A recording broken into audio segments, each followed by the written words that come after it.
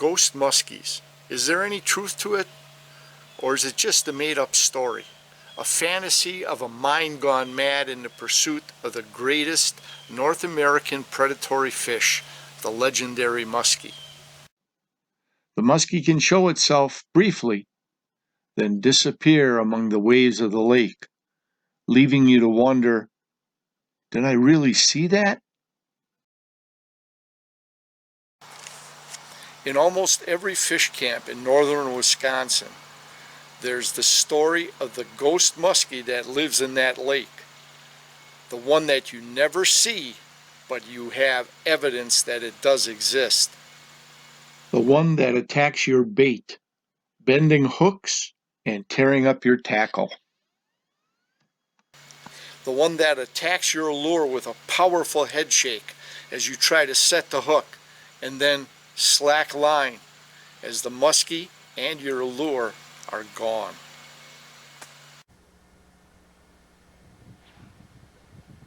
The one that pulls and turns your boat. Fish on. Fish on. Nice size. Nice size. Ooh, is he taking line?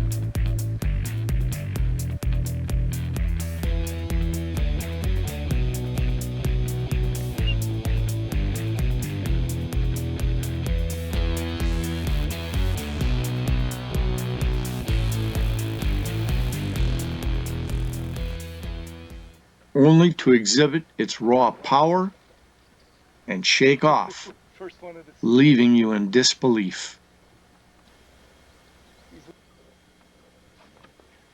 Hey, we got one. We got one. Or does it use its instinctive survival behavior to turn and make a run towards your boat, creating slack line and liberating itself from your lure? I lost him.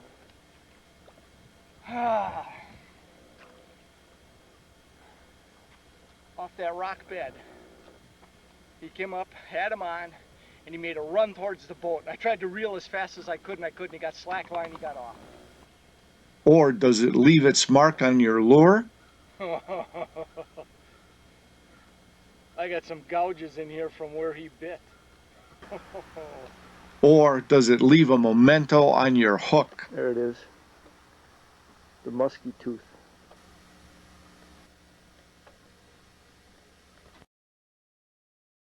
Oh yes, the ghost muskie of northern Wisconsin exists. They are perplexing. They can be massive. They are deceptive, and that's what makes them exciting to pursue. And every once in a while, you manage to put one in your boat. In fact, if you pursue the fabled legend, you hunt muskie. You don't fish for muskie. You prepare by poring over lake map details, looking for specific areas to hunt for the legend of the lake. You might even create a muskie log, listing all the elements of a previous muskie encounter for you to study and look for patterns in weather conditions, specific lures used, time of day, barometer readings, etc., etc., all to up your percentage chance of contact with your nemesis. It becomes personal, as a specific muskie might be named the 2 o'clock muskie, Old Croc,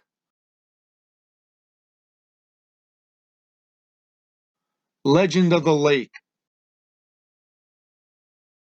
Chin Whisker Charlie, Our Lady of the Evening, Old Mossback, and well, some other names that just can't be mentioned. It's almost like a disease. Musky fever, musky madness, the musky bug. Once bitten or infected with this ailment, there is no permanent cure, only temporary relief achieved by spending more time on the water in pursuit of the mighty muskie. So join Wes and myself and come along on a couple of our early 2019 muskie hunts as we pursue the ghost muskie of northern Wisconsin. Well, Memorial Week vacation. It's Tuesday, the 28th of May, 2019, and Wes and I, there he is, we're going to go muskie hunting, and it's like 5:30. We spent 4.5 hours replacing the bilge pump on the boat. We would have been out fishing. It's perfect, look at that. Cloudy skies all day. We were planning on fishing this all day long, and no. And it was just, like I said, 4.5 hours of pure frustration. Ain't that right? One other thing I didn't tell you about, we had a jerry rig the trolling motor pull cord. Check this out.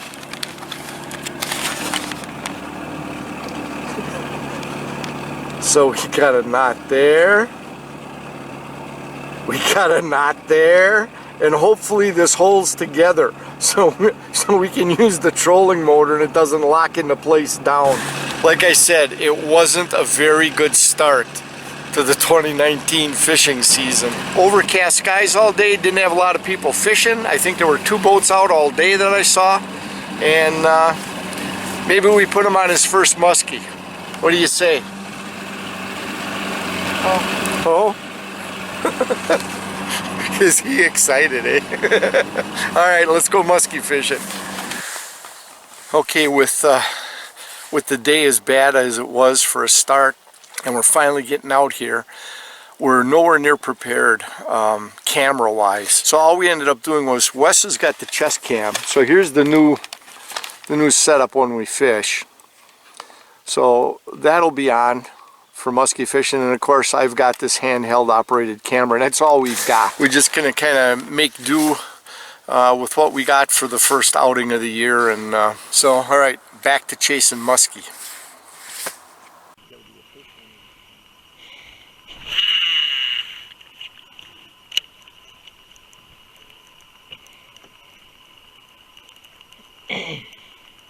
All the pollen on the water looks really cool. If you're like twitching.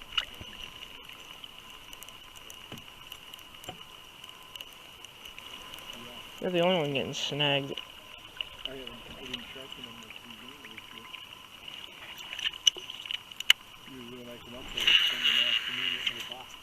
Well, yeah, little thing that pops up. Yeah, I got tree.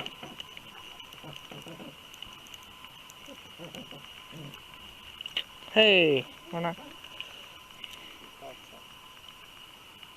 Does this count as a catch?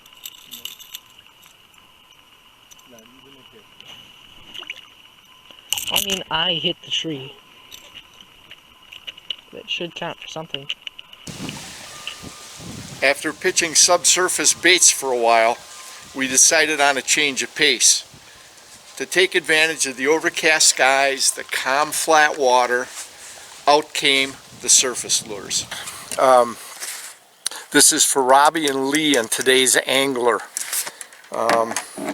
We had the opportunity to host them last fall in northern Wisconsin. They camped out by us, stayed at our cabin overnight, and did a show up here last October. And my nephew, who did their music, was out on the boat with them, and his cousin was out on the boat with them.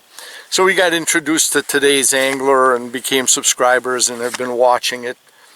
And my grandson fell in love with a lure that you're making, and he's going to be throwing it. This time I got it for him for Christmas.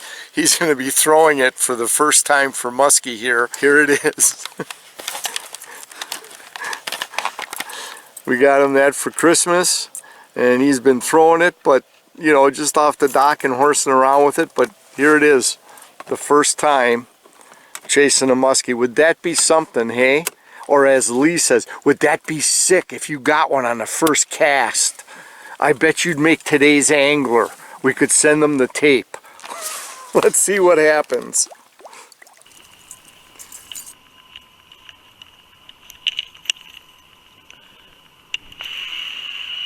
I've never caught a musky out of this pond. And this is that corner that's got all that nice structure in here. I always think that this is the top.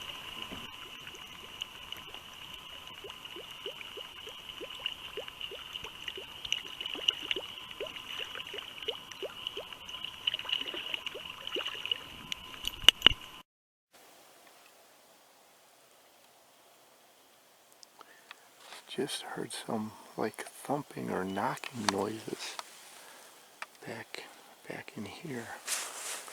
I heard it. I didn't say anything. And Wes heard it. I'm going to leave the camera run a little bit, see if we can pick up that sound.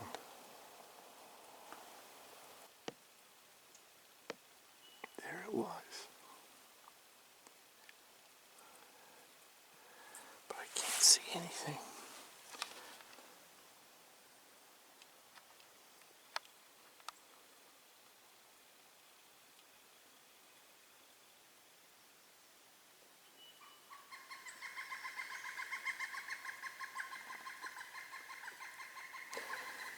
That sound doesn't sound like a woodpecker pecking on wood. It was like rocks smacking a tree. Yeah.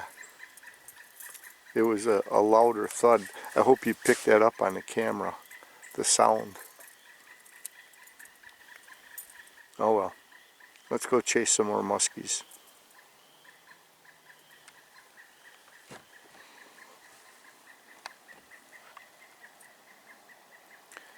Could that have been a Bigfoot? No, don't think so. I don't know. I'm not 100% convinced that they don't exist. I don't think anybody can prove anything.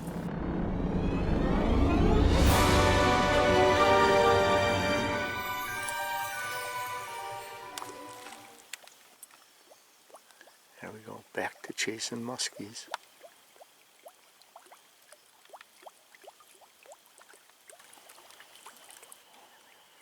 We're bouncing on the waves, sorry guys. We got a couple of geese here with the little ones.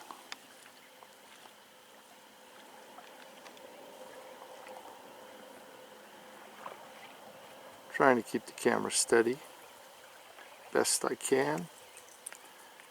If I zoom back, it'll be a little better. Now it's about 10 to 8, and so far no muskies. A couple of loons right in the sunlight there. There he went, just went under.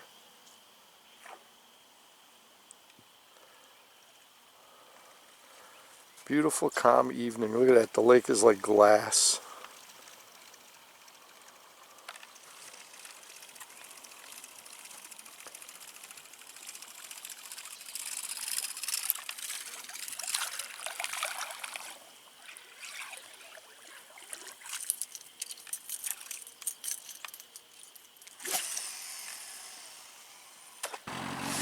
All right, 20 after 8, our first outing of the 2019 muskie season. We've come up empty-handed so far. We were moving to our last spot, a little point, and going around into a bay. And Wes was trolling. He had his rod out, was trolling over. But we had nothing, so we're gonna fish this one last spot, and unless we happen to put a muskie on, we'll see you on the next outing, I guess.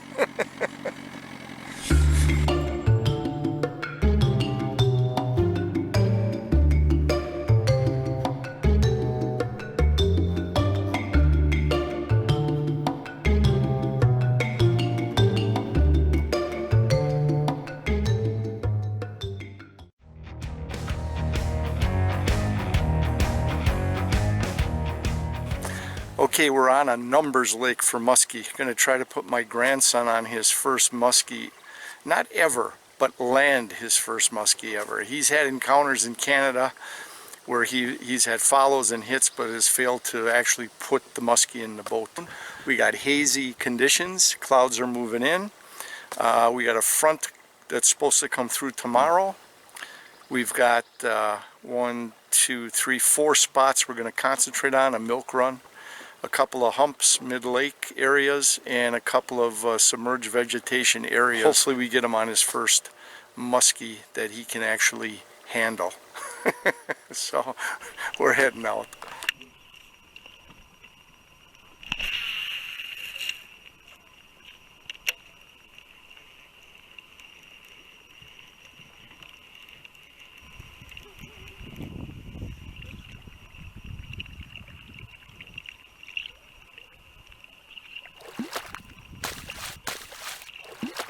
That was really cool. Okay, so we just set up on the northwest side of this lake, and just as we pulled in, started rigging up some bucktails, I saw a muskie jump completely out of the water. And we both just kind of looked at each other at the same time and said, maybe we should try some top water with that fish coming out of the water, kind of feeding up. So we're all switching to top water now, so let's see what happens.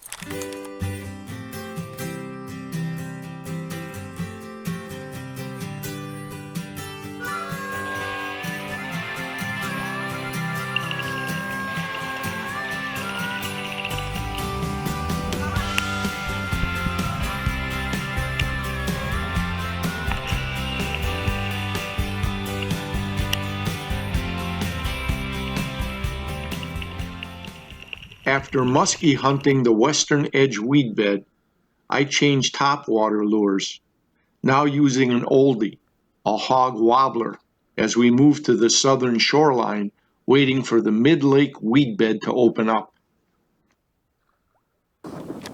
Okay, Stephen, check it out. He finally resorted to the pig. He's taking your advice. There it is. The pig junior. Problem is we can't get on that bar, that weed bar. We've had 2 boats camped on it. I don't know, there's one guy there yet, and they're not moving. We're hoping that they're going to go in for supper at supper time and we can get out there and pitch a couple. So we've got this wind-swept shoreline here. We're working the whole shoreline where the wind's blowing in, hoping we can catch a cruising muskie that's active, looking for something to eat. After striking out on our first 2 spots, we moved to a series of mid-lake humps in the northeast corner of the lake. All right, it's 5:45, and those that one boat is still camped out on that weed bed. So we finally noticed there were no boats up here on the northeast corner where there's another shallow reef, I guess you'd call it, comes up out of nowhere. So we marked it the old-fashioned way. I've got a marker here. This is on about a 9-foot hump that drops down 16 feet of water on one side and a 9-foot saddle on the other. And the other marker is up here, and this is a 4-foot shelf. So you got a big saddle area in here, and then it drops down to 15 to 20 feet of water here. So we're going to work this for a while and see what happens.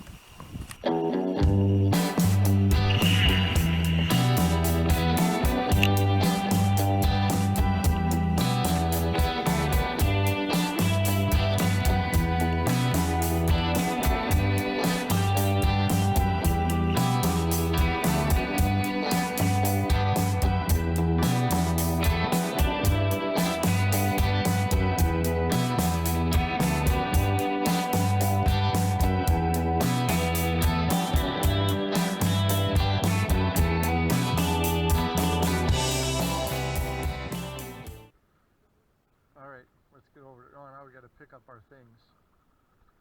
Let's get over there. Well, we are now 0 for 3 on our milk run spots on this body of water.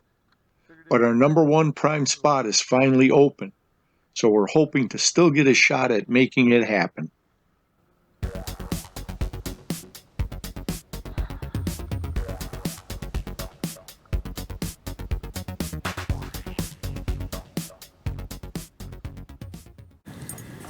Well, we had a horse around for 2 whole hours waiting for the boat to move off this spot, but we're on that weed bed. It's a huge weed bed here. We've got it marked. I've kind of triangulated it with old style markers. So there's one, marking one end, marking that end, and the other one is out here marking that end, but that doesn't encompass the whole weed bed. It gives us a general idea. This weed bed exists all around us here. We put in our time pitching baits. Now is when I hope it pays off. We have optimum conditions. We've got heavy overcast skies, and we're on promising weed beds. Here's what we've been waiting to get on. This weed bed here is huge, huge weed bed. So let's hope the magic happens now.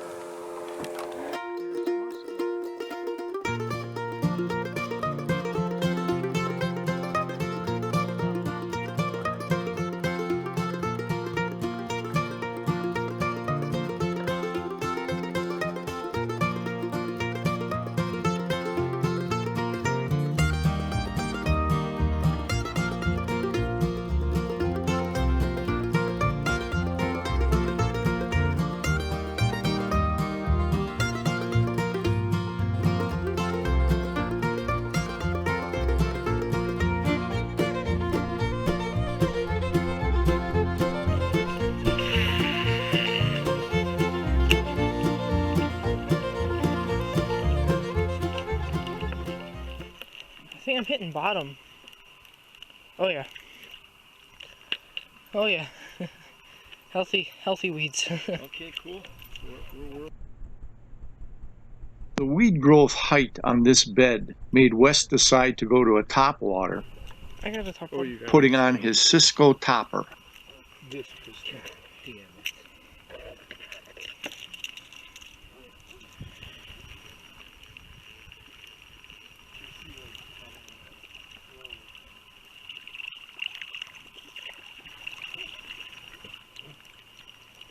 That gave way to using his new flap tail.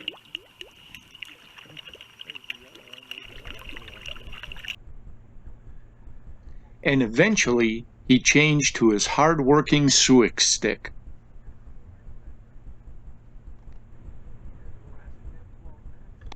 But frustration set in from the lack of musky action and the amount of time spent on the water.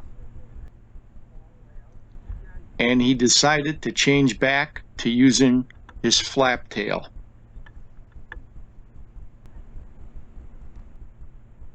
Then it was back to his suic stick.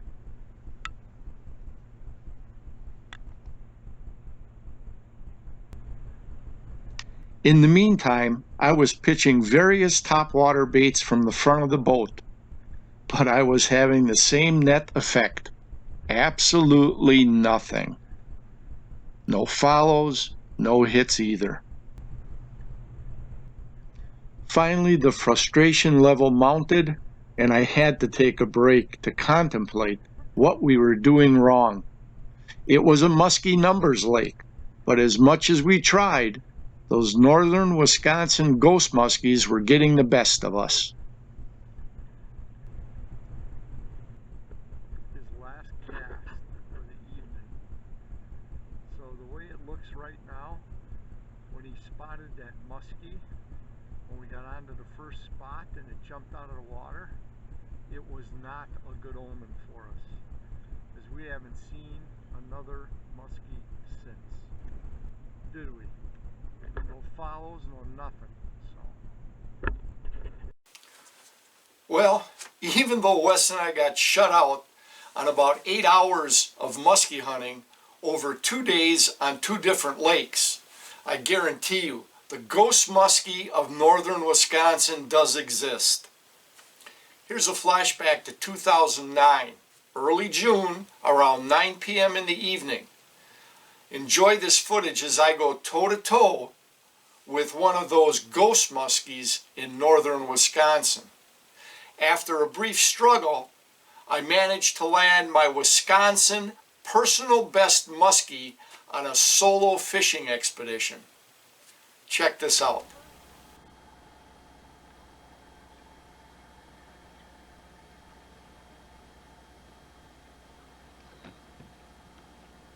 Hey, we got one. We got one. Oh, nice one. Nice muskie.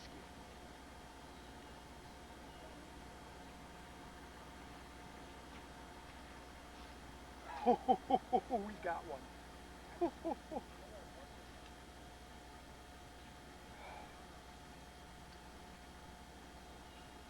Oh, this is a nice one. Nice fish. Nice fish.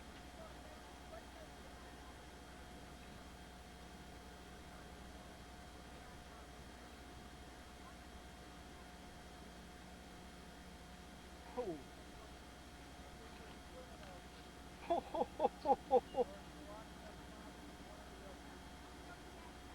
We got a good one.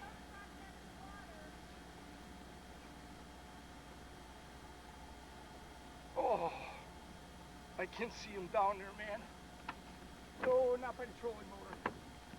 Nice. Oh, this is a nice size.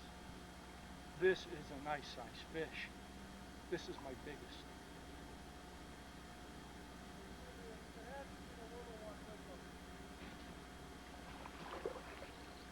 Woo, woo, woo, woo. Oh, look at him take line.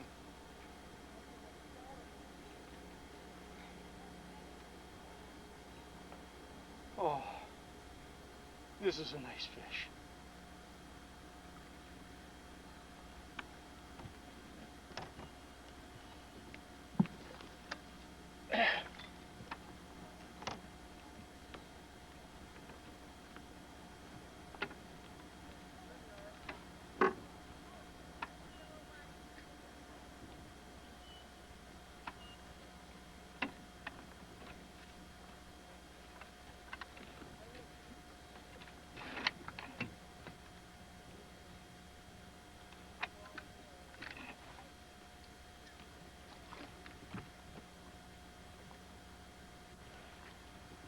Oh, yes.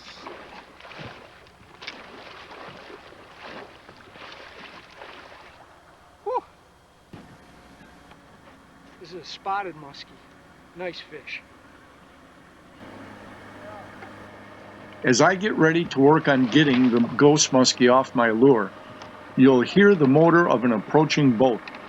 A pontoon full of people had watched me battle and net this monster muskie and were coming in to get a closer look. This is my biggest fish. Nice. Oh, there. How's that? Finally. This guy's nice. Weigh him.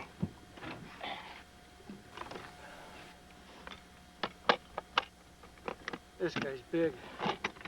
Big fish. All right. How much does this guy weigh? Oh. Oh. 28 pounds. Oh. 28 pounder. Oh. 28 pounds. What a fish.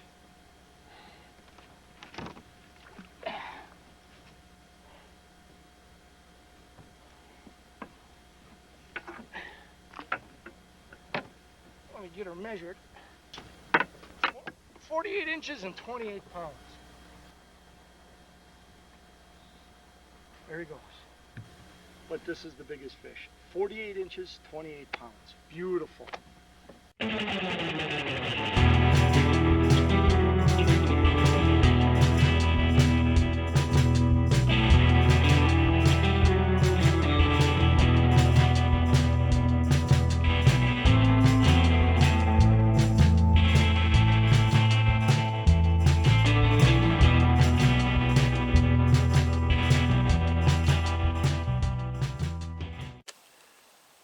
Hi. Well, that's it for this week's episode. If you enjoyed the episode, please go ahead and hit the like button. And then, if you're not already a subscriber, well, why not? Please go ahead and hit the subscribe button. This way, you won't miss any future video releases of the Rapid Outdoors 360 video adventure series.